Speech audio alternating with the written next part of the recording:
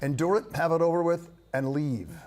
That, the testimony this afternoon from the first of 3 accusers to take the stand in the sex assault retrial of Harvey Weinstein. Miriam Haley, a former production assistant for Weinstein, recounting the moment she says she was attacked inside of the producer's Soho apartment. Today, her second day of testimony. Eyewitness reporter Lauren Glassberg inside the courtroom.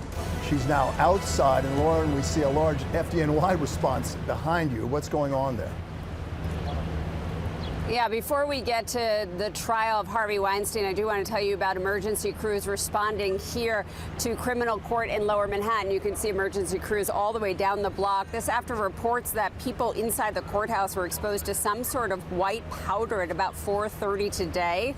This is criminal court, 100 Center Street, and police are telling us that 7 people were checked out.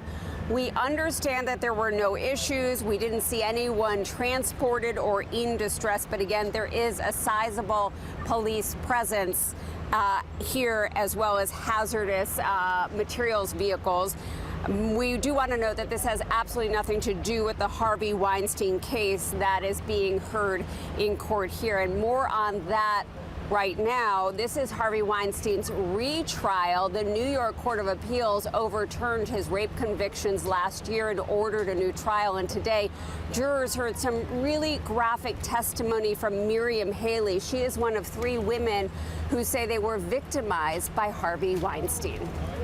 48-year-old Miriam Haley teared up several times as she testified about Harvey Weinstein, the movie mogul she worked for nearly 20 years ago. Haley said that Weinstein asked her to come to his Soho apartment on July 10, 2006. She described how he pushed her into a dark bedroom where she repeatedly said no, and it's not going to happen. And, quote, "I tried to get up, and every time I tried to get up, he pushed me back onto the bed."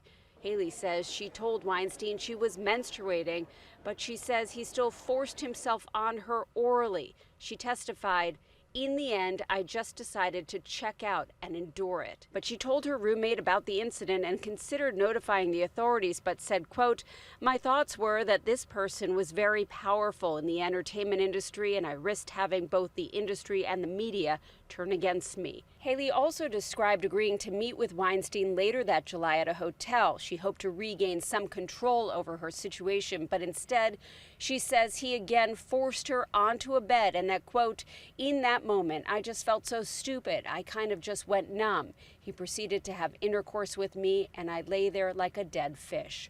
Weinstein watched the witness throughout her testimony. The 73-year-old has pleaded not guilty and denies sexually assaulting anyone.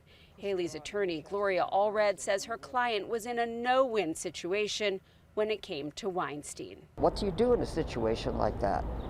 Especially when the man is a lot larger than you are, when he controls your livelihood, when he has so much power, more power than you do about your economic future. She did what she could. Now, Haley's testimony is expected to continue tomorrow, and then Harvey Weinstein's defense team will be able to cross-examine her. And then 2 other women are expected to testify in this case. One, a one-time aspiring actress, and another, a model who was not part of the first trial. Live in Lower Manhattan, Lauren Glassberg, Channel 7 Eyewitness News. All right.